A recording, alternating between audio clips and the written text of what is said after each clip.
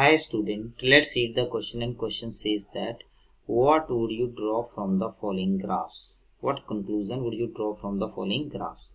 दो ग्राफ दिए हमें क्या कंक्लूजन जहां से मिलेगा तो पहला as the temperature is reduce the volume as well as pressure increases as the temperature is reduce the volume become zero and the pressure reaches infinity third है temperature is reduce the volume as well as pressure decreases fourth है a point is reached where theoretically the volume as well as pressure become zero. देखिए यहाँ पे हम सबसे पहले बात करते हैं जो हमारे पास की कंसेप्ट आता है। की कंसेप्ट क्या है, यहाँ पे दो लॉ हमारे पास आते हैं। एक तो हमारे पास क्या आता है दैट वन लॉ से that volume is directly proportional to temperature, volume is directly proportional to temperature.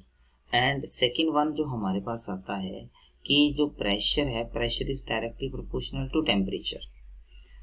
तो यहाँ पे हमारे पास आता है इस लॉ को हम बोलते हैं Charles law. Charles law, Charles law ये क्या स्टेट करता है एट कांस्टेंट प्रेशर, यहाँ पे प्रेशर क्या होगा कांस्टेंट होगा और वॉल्यूम किसके डायरेक्टली प्रोपोर्शनल होता है टेम्परेचर के। इसको हम बोलते हैं गेल-सिक्स लॉ।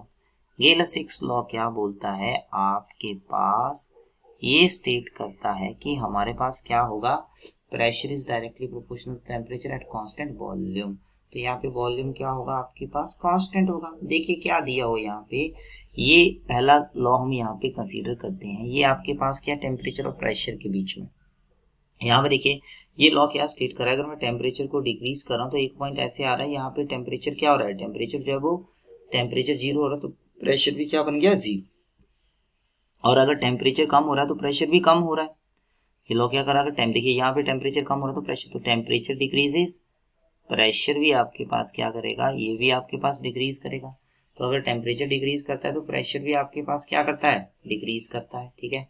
और जीरो केल्विन पे प्रेशर कितना हो जाता है जीरो। तो इसका मतलब यहाँ पे a point is reached where theoretically the volume as well as pressure become zero और the temperature is reduce the volume as well as pressure decreases.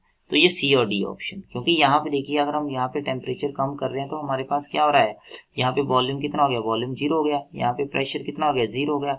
अगर टेम्परेचर डिक्रीज कर रहा है तो वॉल्यूम भी आपके पास क्या कर रहा है, volume is also decreases, volume भी आपके पास क्या कर रहा है डिक्रीज कर रहा है। तो दोनों चीजें आपके पास है। अगर टेम्परेचर डिक्रीज कर रहा है तो यहाँ पे आप देखिए वॉल्यूम भी डिक्रीज करेगा, अगर टेम्परेचर कम हो रहा है तो प्रेशर भी क्या करेगा, प्रेशर भी डिक्रीज करेगा।